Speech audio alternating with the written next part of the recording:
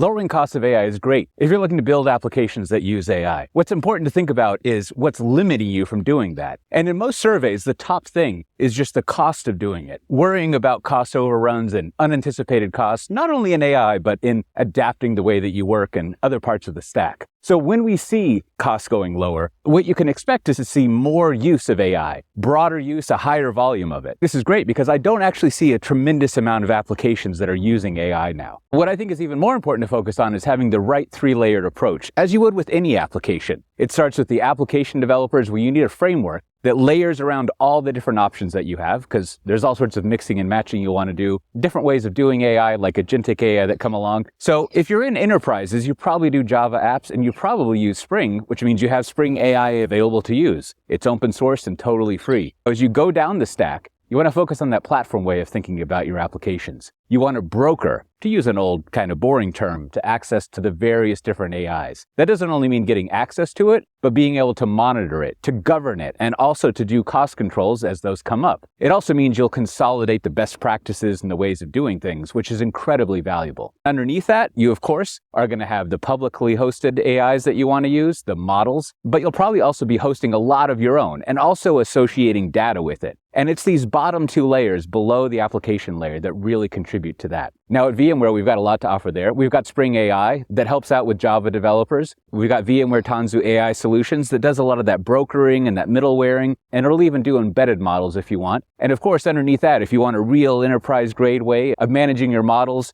doing all sorts of stuff, we've got the VMware Private AI Foundation. And once you have that entire stack, you'll not only be able to do a lot of the private AI that you want, really pulling in that data and having full control over it, but you'll also be able to add in use of whatever new AI technology comes out, the features, whether it's public or private.